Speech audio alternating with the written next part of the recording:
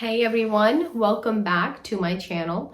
Today we're going to talk about planets in your different houses of your horoscope and what do the planets mean. Okay, so first I would like to explain to you what a Vedic astrology chart is like. Okay, you can get your chart pulled up from any of the reputed websites and then watch my videos on what all the houses represent. Okay, once you understand what all the houses represent, then you can watch this video on what all the planets represent. And I'm going to have this video in different series also. So today we're going to talk about one planet, and in next video another planet. But we're going to talk about the qualities, the characteristics of the planets, what they do when they're sitting in different houses, etc. But I want to give you a little bit of a basic overview again, if you haven't watched the other video. This is your Vedic astrology chart. It represents 12 houses in your horoscope. You can pull your horoscope on any of the popular websites, good websites. And then once you pull up your horoscope, now you can see the planets that are sitting in your horoscope. This is how the houses, this will always be your house 1, and then this will always be your house 2. This will always be your house 3, and so on. So in your chart, you will not see the Roman numerals. You'll only see the regular numbers. You will not see these numbers. They will be different. This is a Kalpurush Kundali, which means the first house is the first lord, and then so on. But you may have a different planet transiting through it. I'm going to try to put a link to that video in this description, in this video's description, so you can click on that video. I've really explained it in much more detail on how your chart works, etc. But let's go ahead and go into planets, okay? Today we're going to talk about in Kalpurush Kundali who owns what house, and we're going to talk about their characteristics, okay? So the number that I'm sitting here now, number 1, not the Roman numeral, but the number 1 that's sitting in the first house. What is 1? Wherever you see the number 1 in your chart is going to represent planet Mars, okay? That's an Aries number, okay? As you know your horoscopes, you're going to see 1, you're going to say Aries. So it represents planet Mars. Mars rules Aries. So that house will automatically get the characteristics of Mars. What is Mars? Mars is an aggressive planet, okay? It's full of energy. It is the commander of the universe, basically. If Sun is the king, Moon is the mother, Mars is the commander.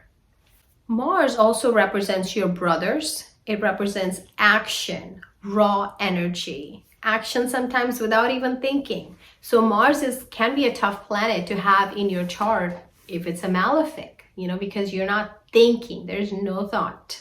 Even if it's benefic, sometimes it could be tough because Mars is still action. Yes, you won't take any action that is perhaps not ethical, but you may want to. You just may not do it, but that's Mars for you. Mars represents surgeries. It represents blood, firearms, the careers of a doctor, policeman, surgeon, of course, those kind of things.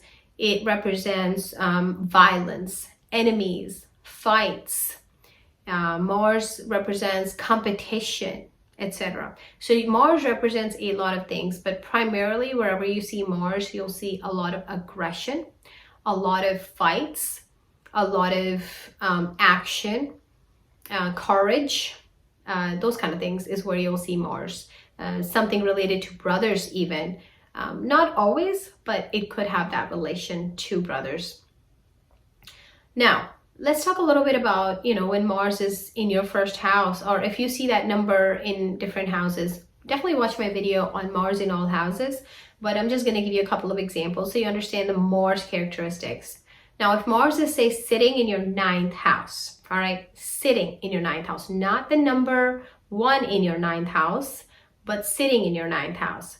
In this Kundali, you see the number 9, not the Roman numeral, but you see the number 9. So that is a Jupiter owned house. It will always be a Jupiter owned house, but if Mars is sitting there, number 1 is sitting there, now Mars is renting this space from Jupiter. So at that point, Mars has made its own house. So what will you see? You might see your father or your gurus or your teachers being a little more aggressive in their nature. Okay, they may not be aggressive towards you, but they may be aggressive in nature. Now, if you see Mars sitting there in the ninth house, like MA, Mars sitting there versus just the number could be anything. Say the number is 5 or it doesn't matter. But if you have Mars sitting there, now that relationship is with you. That aggressive relationship is with you because that represents how that planet is acting towards you. And that's why it's sitting in that house. Okay, so I hope that was helpful to you. So Mars has 3 aspects. The first aspect of Mars is going to be on the 4th house. The next aspect of Mars is going to be on the 7th house. And the third aspect of Mars is going to be on the 8th house. I want to tell you why Mars has all of these aspects. Okay, let's talk about the first aspect of Mars. Mars has that aspect because, as I mentioned, Mars is a warrior. It's a commander. It goes out to do battle. Who is he battling with? He's battling, original commander is battling to protect its mother field, its homeland. So Mars gets that special 4th aspect to protect its motherland. If you watch my videos on houses, as I mentioned, house number 4 is your mother, your home. So motherland or homeland, right? So it wants to protect the happiness. So usually there can be warfare of some sort wherever its 4th aspect is, but you come out good from that warfare, from that surgery or whatever that is. So say Mars's 4th aspect is on your mother's house, you on your house 4, you may have some kind of a warfare with your mother where you guys may not see eye to eye, or may have some unhappiness at home, as it's the house of happiness, family, environment, real estate, home. You may have trouble building your home, but eventually after that warfare, whatever's remaining now there will get the blessings of Mars, because that is what is supposed to be there to maintain your happiness and protect your motherland. Okay, so that's kind of the 4th aspect. And watch my videos on Mars in all houses. I explain it in a lot of detail if you have Mars in 4th house, 5th house, 10th house, whatever it is.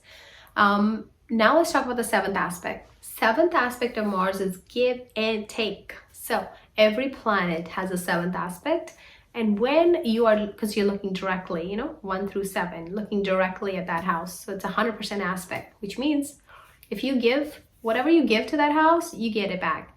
As I mentioned in my Jupiter video, you give 50%, you may get back 100%. That's because Jupiter is a natural benefit. Same with Mars. You give 50% bad, you get 100% bad. That's Mars for you. So wherever Mars is aspecting, whatever you give, you get back 100%, okay? So for instance, let's say Mars is aspecting, I'm going to do the same thing. Mars is sitting in your 1st house. Okay, and it's aspecting your 7th house with the 7th aspect. That's your spouse's house. If you give 50% to your spouse, bad, aggression, because Mars is aggressive planet, your spouse is going to give you at least 2 times back of that aggression. And that's why they call it a Mangal dosh in Vedic astrology also.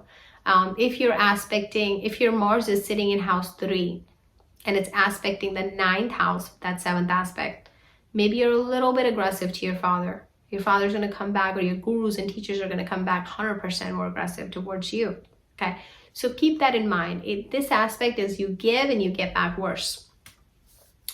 As long as if it's malefic for your chart, that's way worse. If it's benefic for your chart, that impact would be a little bit less.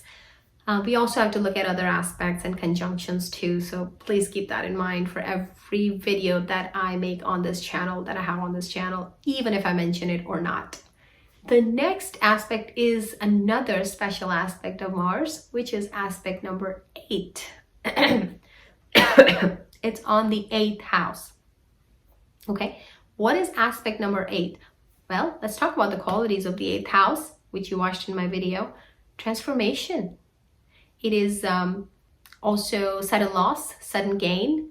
What is 8th house? 8th house original owner, it's Scorpio is a sign, but the original owner is Mars.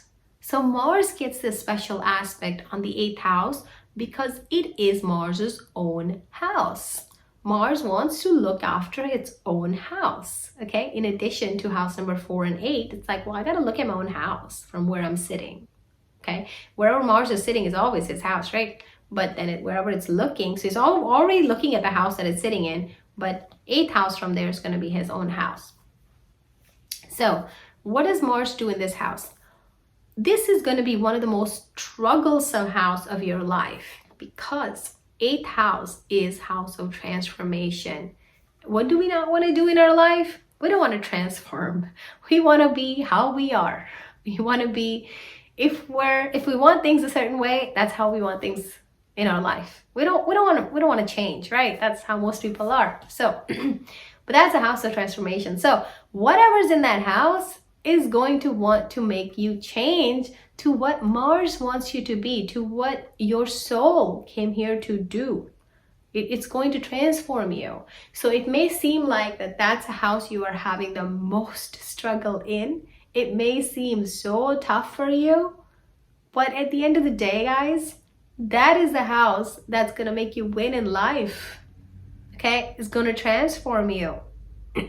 Whatever's going to happen in that house, it's going to be a big struggle for you throughout your life. And if you're watching my video when you're young, you may start to notice that, and you may transform early. And that's again based on the charts that you have, the planets that you have there. But if you're watching this video later on in your life, maybe 40, 45, 50, you'll resonate with this. You'll check your Mars, and you'll check that 8th house from Mars, and you're gonna know that, oh my goodness, I've been struggling in this house my entire life. And it's time that I transform myself, because that's a house of transformation. You're gonna see sudden loss, you're gonna see sudden gain, depending on associations, afflictions, whether Mars is benefic or malefic, as I always say this. You're gonna see obstacles, anxiety in that house. You may see some research work in that house, some secret work even, related to that house. There could be secrets being kept, those kind of things. Again, I gotta look at your chart before we make that assumption. So those are the things you will see from that house, and that's a really good aspect. Yes, it may seem bad, but at the end of the day, it may be a good aspect to figure out exactly what Mars or your soul is trying to tell you to do. So, okay, I hope this was a good video for you. And thank you very much for watching. Please hit like, subscribe to the channel. If you want your own personal consultation, reach out to us. We'd love to help you. Thank you.